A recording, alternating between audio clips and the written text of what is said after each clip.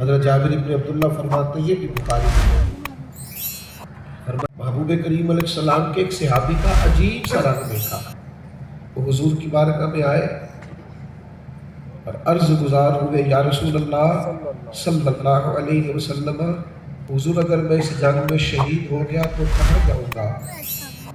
تو مد بھرے میٹھے اور حسین جملوں میں جواب ملا۔ کریم فرمانے لگے آپ جنت میں جائیں گے؟ فرماتے وہ صحابی کھجور کھا رہے تھے، ادھر دیکھنا ہو ملت کے جوانوں، کھجور کھا رہے تھے، اتنی کھا لی تھی، کھا لی باقی حلق سے نکال دی اور تلوار پکڑی اور میدان میں چلے گئے اور لڑتے لڑتے شہادت ہو گئی۔ امت کو یہ سبق دیا کہ ہم شہادت کی طرف بڑھنے میں اتنی دیر بھی نہیں کرنا چاہتے جتنی کھجور کھانے میں دیر لگتی، اتنی دیر بھی نہیں کرنا چاہتے۔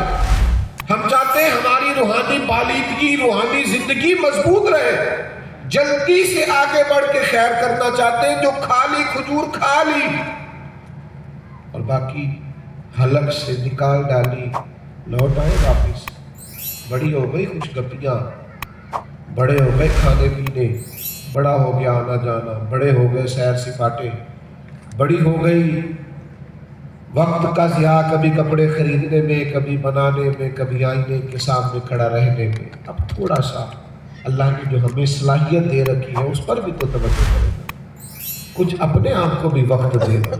وہ جو اندر سے رات سوتے وقت روز آوازیں اٹھتی ہیں کہ تجھے یہ کر لینا چاہیے، تجھے وہ کر لینا چاہیے، تجھے یہ خیر سمیٹ لینی چاہیے، اس طرف لوٹ کر کے آئیں، اپنی زندگی کو بحال کریں۔ میں بات کو ختم کرنے لگا ہوں، آپ نے اٹھنا نہیں ہے۔ دعا، میرا دل کرتا ہے کہ اتنا خوبصورت ماحول ہے تو اللہ کے حضور ہاتھ نہ پھیلائیں، کچھ تھوڑی جم کے دعا نہ مانگے اپنے رب کے حضور۔ ایک بات آپ میری سن لیں، یہ میری آپ سے اپیل ہے اور آپ نے اس پر عمل کرنا ہے۔ مثبت سوچنا شروع کر دیں، منفی سوچوں سے نکل آئیں۔ سارے لوگ دنیا دار نہیں ہیں، سارے لوگ دھوکے باز نہیں ہیں، ساری دنیا میلی کچیلی نہیں ہے۔ ترمذی میں حدیث ہے، میرے نبی پاک نے فرمایا میری امت کبھی گمراہی پر جمع نہیں ہوگی، یہ ہو نہیں سکتا سارے لوگ برے ہو گئے۔ مثبت سوچنا شروع کریں، خدا امت میں خیر ڈھونڈنی شروع کریں۔ ہر وقت کے شکوے، ہر وقت کے گلے، ہر وقت کی برائیاں، اس نے ہمیں ہمارے اپنوں سے دور کر دیا۔